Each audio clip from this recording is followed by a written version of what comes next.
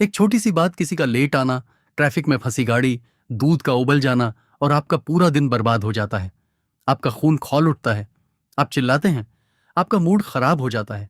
हम अपनी जिंदगी की छोटी छोटी लड़ाइयों में इतनी एनर्जी लगा देते हैं कि जब असली बड़ी लड़ाई सामने आती है तो हमारे पास लड़ने की ताकत ही नहीं बचती। क्या हो अगर ये छोटी छोटी चीजें आपको परेशान करने के लिए बनी ही नहीं है? क्या हो अगर खुशी बड़ी बड़ी चीजें पाने में नहीं, बल्कि छोटी छोटी चीजों को जाने देने में छिपी है? एक ऐसा राज जो हमें कभी सिखाया ही नहीं गया। रिचर्ड कार्लसन कहते हैं कि हम सब एक बहुत बड़ी गलती कर रहे हैं। हम हर मच्छर को मारने के लिए तोप का इस्तेमाल कर रहे हैं। ये किताब उस तोप को नीचे रखकर शांति से जीना सिखाने का मैनुअल है। यह बताएगी कि लाइफ को आसान कैसे बनाया जाता है। Welcome to love for books, आपके अपने Hindi audio book channel में। चलिए चैप्टर 1 पर चलते हैं। चैप्टर 1, छोटी छोटी बातों की टेंशन मत लो। यह इस किताब का दिल है। Don't sweat the small stuff and it's on small stuff. छोटी छोटी बातों पर पसीना मत बहाओ। और सच तो यह है कि ज्यादातर बातें छोटी ही होती हैं। हम अपनी जिंदगी की मामूली परेशानियों को जीवन और मृत्यु के हालात बना देते हैं। एग्जाम्पल, आप गाड़ी चला रहे हैं, कोई गलत साइड से आकर आपको कट मार देता है, आपका खून खौल उठता है, आप हॉर्न बजाते हैं, चिल्लाते हैं, अगले 5 मिनट तक आप उसी के बारे में सोचते रहते हैं। वो इंसान तो अपनी मंजिल पर पहुंच गया, पर आप अपने दिमाग में अभी भी उसी से लड़ रहे हैं। उस 2 सेकंड की घटना ने आपका अगला आधा घंटा बर्बाद कर दिया। रिचर्ड कार्लसन कहते हैं कि जब भी ऐसा हो तो खुद से सिर्फ एक सवाल पूछिए, आज से 1 साल बाद क्या यह बात मुझे याद भी रहेगी? 99% मामलों में जवाब होगा नहीं। तो अगर कोई चीज 1 साल बाद मायने ही नहीं रखने वाली, तो क्या उसे अपनी आज की शांति बर्बाद करने का हक है? बिल्कुल नहीं। एक गहरी सांस लीजिए और उसे जाने दीजिए। आपकी शांति किसी की गलत ड्राइविंग से कहीं ज्यादा कीमती है। चैप्टर 2, सही होने की जिद छोड़ दो। हम अपनी कितनी एनर्जी सिर्फ यह साबित करने में बर्बाद कर देते हैं कि मैं सही था। यह हमारी ईगो की भूख है। हमें लगता है कि सही साबित होकर हम जीत जाएंगे, पर अक्सर इस जीत में हम रिश्ते हार जाते हैं। रिचर्ड कार्लसन एक क्रांतिकारी आइडिया देते हैं, choose being kind over being right. सही होने के बजाय दयालु होना चुनो। एग्जाम्पल, पति पत्नी इस बात पर बहस कर रहे हैं कि एसी का तापमान 22 पर होना चाहिए या 24 पर। एक छोटी सी बात एक बड़ी लड़ाई बन जाती है। दोनों अपनी अपनी बात पर अड़े हैं, साइंटिफिक रीजंस दे रहे हैं। आखिर में एक जीत जाता है, पर क्या सच में? उसे एक छोटी सी जीत के लिए दोनों ने अपने घर की शांति और प्यार को दांव पर लगा दिया। अगली बार जब आप किसी छोटी सी बहस में पड़े तो खुद से पूछिए, क्या मैं सही साबित होना चाहता हूं या मैं खुश रहना चाहता हूं? आपको एहसास होगा कि अपनी शांति को बनाए रखने के लिए कभी कभी सामने वाले को जीतने देना आपकी अपनी सबसे बड़ी जीत होती है। चैप्टर 3, इम्परफेक्शन को गले लगाओ। हम एक ऐसी दुनिया में रहते हैं जो हमसे परफेक्ट होने की उम्मीद करती है। Perfect body, perfect career, perfect life, और इस परफेक्शन के पीछे भागते भागते हम जीना ही भूल जाते हैं।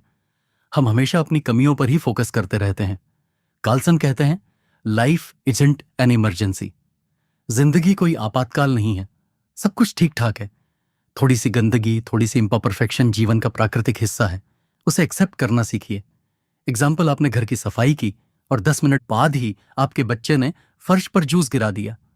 अब आपके पास 2 रास्ते हैं, या तो आप चिल्लाएं, स्ट्रेस लें और घर का माहौल खराब कर दें, या आप मुस्कुराएं और सोएं, ये तो जिंदगी है, और फिर शांति से उसे साफ कर दें।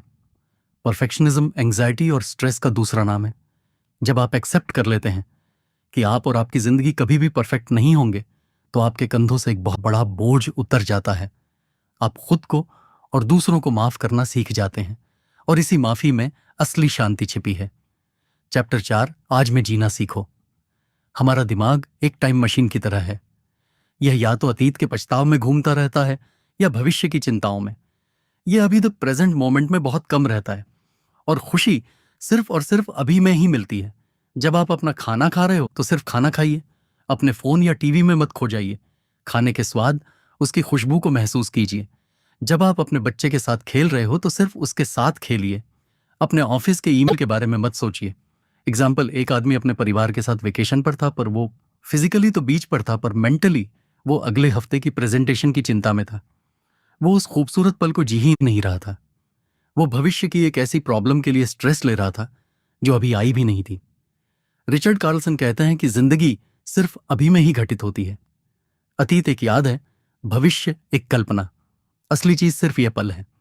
अगर आप इस पल को जीना सीख गए तो आपने जिंदगी को जीना सीख लिया, क्योंकि जिंदगी ऐसे ही लाखों पलों का कलेक्शन ही तो है। चैप्टर 5, दूसरों की बात पूरी मत करो। यह एक ऐसी आदत है जो हम में से बहुत से लोगों में होती है। जब कोई बात कर रहा होता है तो हम इम्पेशेंट हो जाते हैं और उनकी बात खत्म होने से पहले ही हम उनका सेंटेंस पूरा कर देते हैं। हमें लगता है कि हम हेल्पफुल हो रहे हैं, पर असल में हम बहुत कुछ गलत कर रहे हैं। जब आप किसी की बात पूरी करते हैं तो आप अनकॉन्शियसली ये मैसेज दे रहे होते हैं, तुम बहुत धीरे बोल रहे हो, मेरे पास समय नहीं है, मुझे तुमसे बेहतर पता है कि तुम क्या कहना चाहते हो। यह सामने वाले को डिसरिस्पेक्ट महसूस कराता है और कम्युनिकेशन को तोड़ देता है। एग्जाम्पल, एक बेटा अपनी माँ को अपनी दिन भर की कहानी सुना रहा है। वो कहता है, आज मैं ऑफिस से निकला, और माँ तुरंत कहती है, और तुम जाम में फंस गए होंगे।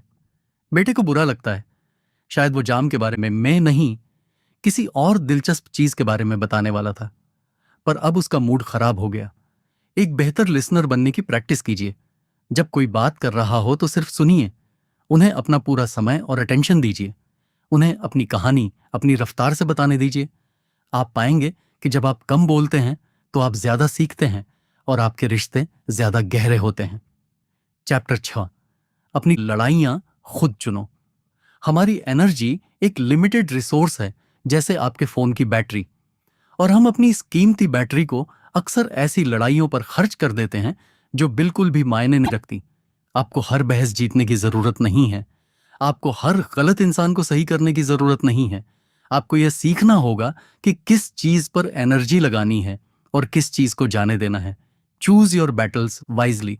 एग्जाम्पल, सोशल मीडिया पर किसी अजनबी ने आपके पॉलिटिकल व्यू पर एक बुरा कमेंट कर दिया।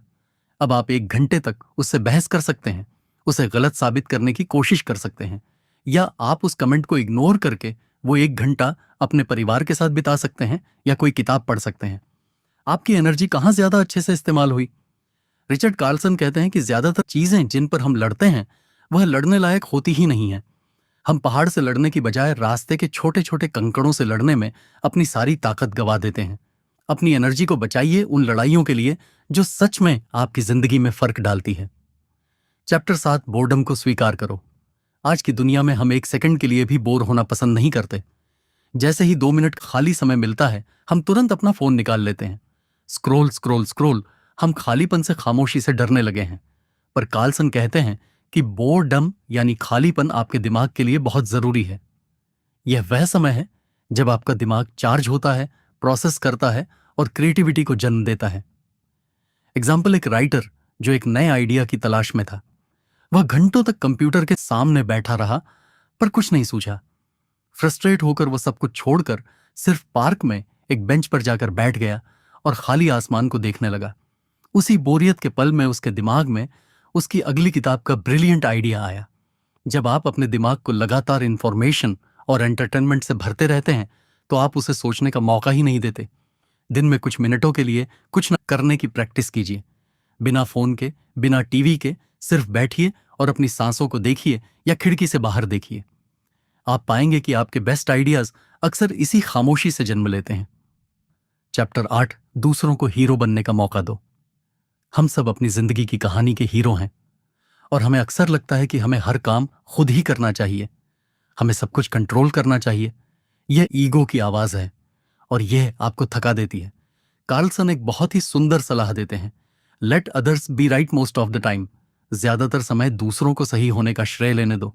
जब आप हमेशा खुद को सही साबित करने की जिद छोड़ देते हैं तो आप दूसरों को हीरो बनने का मौका देते हैं और लोग उन लोगों को पसंद करते हैं जो उन्हें अच्छा महसूस कराते हैं।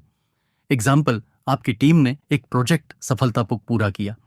प्रेजेंटेशन के समय आप सारा क्रेडिट खुद ले सकते हैं या आप कह सकते हैं, यह सब मेरी टीम की मेहनत की वजह से हुआ है, खासकर प्रिया ने बहुत अच्छा काम किया। ऐसा करके आपने प्रिया को हीरो बना दिया। आपने उसका लॉयल्टी और रिस्पेक्ट हमेशा के लिए जीत लिया। हर छोटी छोटी बात का क्रेडिट लेने की जरूरत नहीं है। जब आप क्रेडिट देना सीख जाते हैं तो आप एक एम्प्लॉय से एक लीडर बन जाते हैं।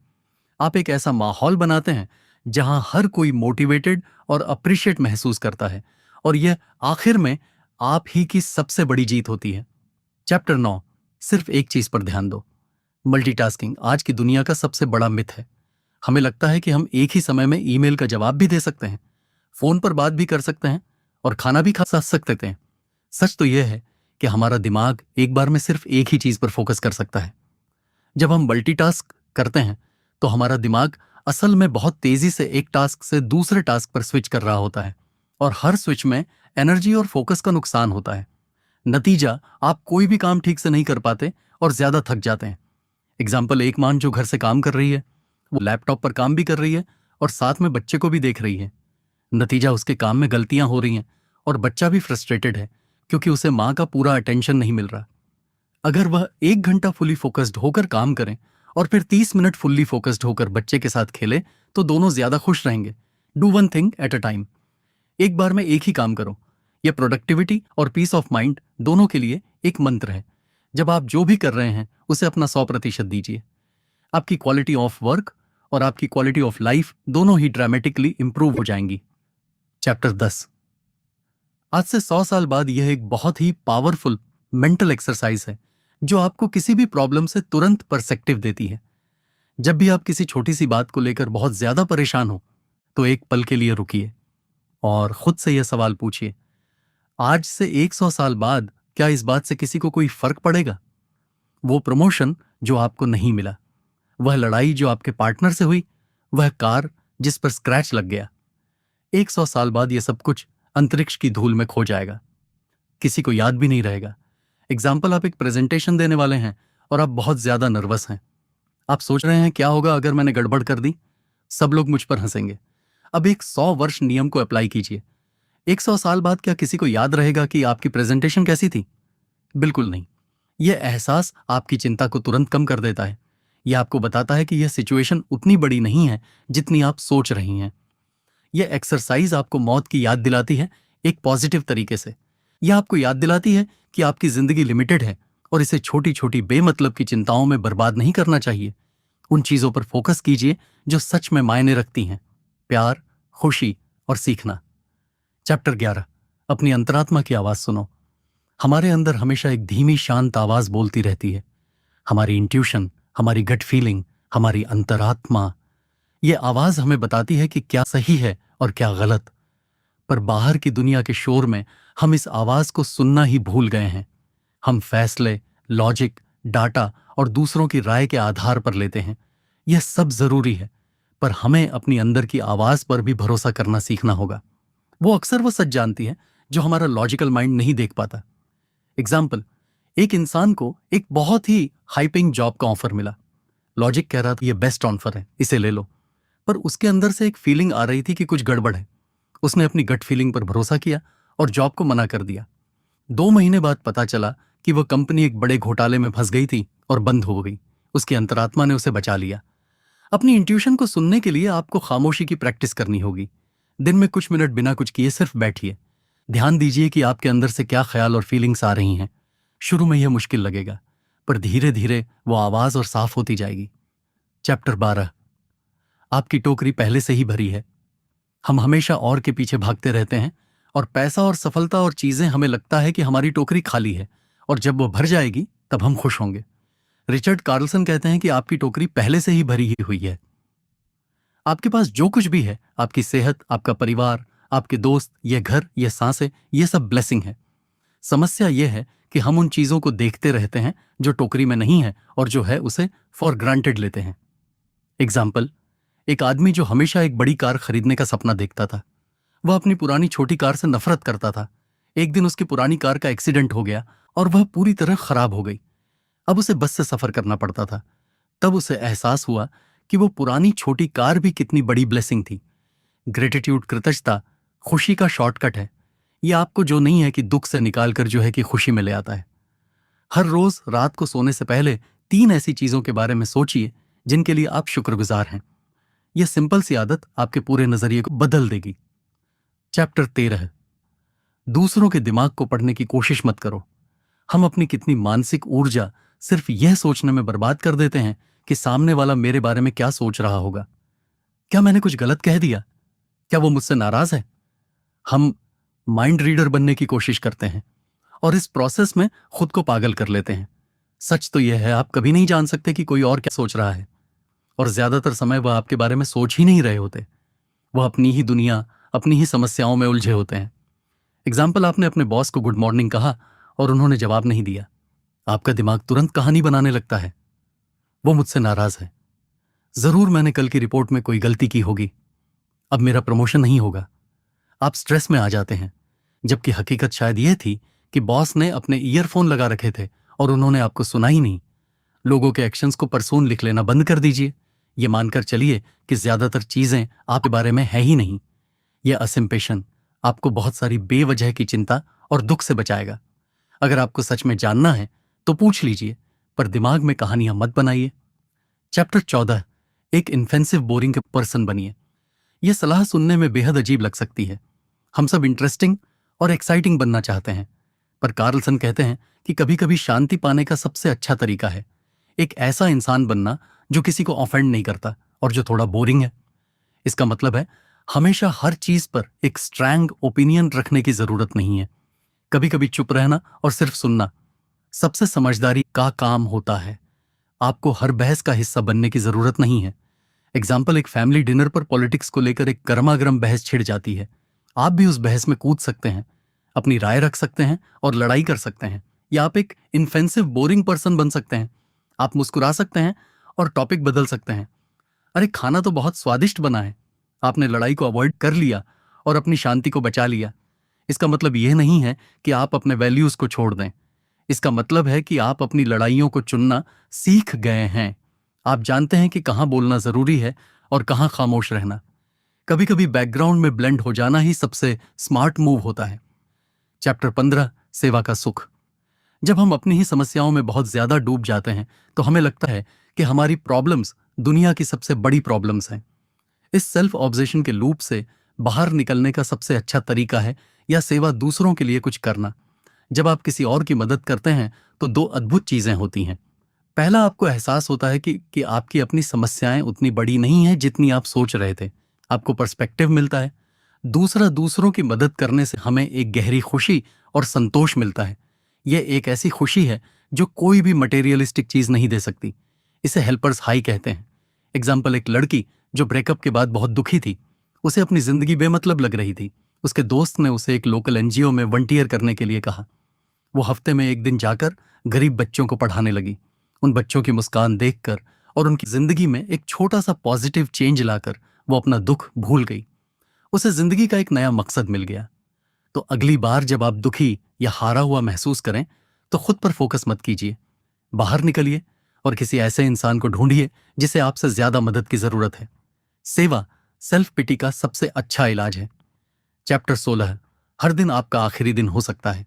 यह ख्याल डरावना लग सकता है, पर यह आपकी जिंदगी को बदलने की सबसे ज्यादा ताकत रखता है। अगर आपको पता हो कि आज आपका आखिरी दिन है तो आप क्या अलग तरीके से करेंगे? क्या आप तब भी छोटी छोटी बातों पर गुस्सा करेंगे? क्या आप तब भी अपने सपनों को कल पर टालेंगे? क्या आप तब भी अपने प्रियजनों को यह बताने से हिचकिचाएंगे कि आप उनसे कितना प्यार करते हैं? शायद नहीं। एग्जाम्पल, एक आदमी जो हमेशा अपने काम में इतना बिजी रहता था कि उसके पास अपने बच्चों के लिए समय ही नहीं था। एक दिन उसे एक माइनर हार्ट अटैक आया। अस्पताल के बिस्तर पर लेटे हुए उसे पहली बार मौत का एहसास हुआ। उसे समझ आया कि वह सबसे जरूरी चीजों को ही मिस कर रहा था। उस दिन के बाद वह बदल गया। उसने काम करना कम कर दिया और जीना ज्यादा शुरू कर दिया। आपको किसी ट्रेन एचडी का इंतजार करने की जरूरत नहीं है। आप हर सुबह खुद को यह याद दिला सकते हैं, यह दिन एक तोहफा है। यह गारंटीड नहीं थी। यह सोच आपको हर पल को पूरी तरह से जीने के लिए प्रेरित करेगी। यह आपको प्रोक्रेस्टिनेशन से और बेवजह के डर से आजाद कर देगी। चैप्टर 17, अपनी फ्यूनरल खुद लिखिए। यह पिछले चैप्टर से जुड़ी एक और पावरफुल एक्सरसाइज है। कल्पना कीजिए कि आप अपनी ही फ्यूनरल अंतिम संस्कार पर मौजूद हैं और वहां आपके सबसे करीबी लोग आपके बारे में कुछ शब्द कहने के लिए खड़े होते हैं। आप क्या चाहेंगे कि वह आपके बारे में क्या कहें? वो एक बहुत अमीर आदमी था, उसके पास एक बड़ी कार थी, या वो एक बहुत ही दयालु और लविंग इंसान था। उसने हमेशा दूसरों की मदद की। उसने अपनी जिंदगी को पूरी तरह से जिया। एग्जाम्पल, स्टीफन कोवी 7 आदतें के लेखक इस एक्सरसाइज को begin with the and in mind कहते हैं। जब आप यह तय कर लेते हैं कि आपकी जिंदगी का अंत कैसा दिखना चाहिए तो आपको आज कैसे जीना है, इसका रास्ता अपने आप साफ हो जाता है। आपका एंड गोल आपके हर रोज के फैसलों को गाइड करने लगता है। यह एक्सरसाइज आपको आपकी कोर वैल्यूज की याद दिलाती है। यह आपको बताती है कि आपकी जिंदगी में सच में क्या मायने रखता है। यह आपको शोर से निकालकर सिग्नल पर फोकस करने में मदद करती है। अपनी लेगेसी के बारे में सोचिए। आप अपने पीछे क्या छोड़कर जाना चाहते हैं? चैप्टर 18। क्या आप सिर्फ अपने दिमाग हैं? हम अपने विचारों से इतना ज्यादा आइडेंटिफाई करते हैं कि हमें लगने लगता है कि हम हैं ही अपने विचार। अगर दिमाग में कोई नेगेटिव थॉट आता है तो हमें लगता है मैं नेगेटिव हूं। यह एक बहुत बड़ा धोखा है। रिचर्ड कार्लसन कहते हैं, you are not your thoughts, you are the observer of your thoughts. आप अपने विचार नहीं हैं, आप अपने विचारों को देखने वाले हैं। आपके विचार आसमान में बादलों की तरह हैं जो आते जाते रहते हैं। आप बादल नहीं हैं, आप आसमान हैं। एग्जाम्पल, आप शांत बैठे हैं और आपके दिमाग में एक विचार आता है, तुम किसी काम के नहीं हो। पुराना तरीका उस विचार से लड़ना या उस पर यकीन कर लेना। नया तरीका उस विचार को सिर्फ नोटिस करना। वो देखो, मेरे दिमाग में एक मैं किसी काम का नहीं हूं वाला विचार आया है। इंटरेस्टिंग, जैसे ही आप उसे एक दर्शक की तरह देखते हैं, उस विचार की ताकत खत्म हो जाती है। यह प्रैक्टिस आपको आपके मानसिक नाटक से डिटच होना सिखाती है। आप समझते हैं कि विचार सिर्फ विचार हैं। सच नहीं, वह सिर्फ दिमाग में उठने वाली लहरें हैं। आप लहर नहीं हैं, आप समंदर हैं। इस एहसास में बहुत गहरी शांति है। चैप्टर 19, प्रॉब्लम्स को अपना टीचर बनाइए। जिंदगी में प्रॉब्लम्स हमेशा आएंगी। हम उन्हें रोक नहीं सकते, पर हम उन्हें देखने का अपना नजरिया बदल सकते हैं। हम प्रॉब्लम्स को एक दुश्मन की तरह देखने की बजाय एक टीचर की तरह देख सकते हैं। हर प्रॉब्लम अपने साथ एक छिपा हुआ सबक लेकर आती है। एक मौका कुछ नया सीखने का, ज्यादा मजबूत बनने का या ज्यादा पेटेंट बनने का। पर हम प्रॉब्लम में इतना उलझ जाते हैं कि हम उस सबक को देख ही नहीं पाते। एग्जाम्पल, आपकी कार खराब हो गई। यह एक प्रॉब्लम है। आप गुस्सा कर सकते हैं, स्ट्रेस ले सकते हैं, या आप इसे एक लेसन की तरह देख सकते हैं। शायद यह आपको सिखा रहा है कि आपको अपनी चीजों की बेहतर देखभाल करनी चाहिए, या शायद उस दिन कार खराब होने की वजह से आप किसी बड़े एक्सीडेंट से बच गए। हमें पूरी कहानी कभी नहीं पता होती। जब भी कोई प्रॉब्लम आए तो वाई मी, मेरे साथ ही क्यों, पूछने की बजाय पूछिए, what is this trying to teach me? यह मुझे क्या सिखाने की कोशिश कर रहा है? यह एक सिंपल सा स्विच आपको एक हेल्पलेस विक्टिम से एक पावरफुल स्टूडेंट में बदल देता है। चैप्टर 20, प्यार ही जवाब है। इस पूरी किताब के सारे 100 छोटे छोटे नियम आखिर में एक ही बड़ी सच्चाई की तरफ इशारा करते हैं। अगर आपको एक ज्यादा शांत, ज्यादा खुशहाल और ज्यादा मीनिंगफुल जिंदगी जीनी है तो उसका एक ही जवाब है, प्यार। प्यार सिर्फ एक रोमांटिक फीलिंग नहीं है, यह एक चॉइस है, यह एक प्रैक्टिस है। यह हर सिचुएशन में, हर इंसान में अच्छाई को देखने का चुनाव है। यह माफ करने का चुनाव है। यह जज करने की बजाय समझने का चुनाव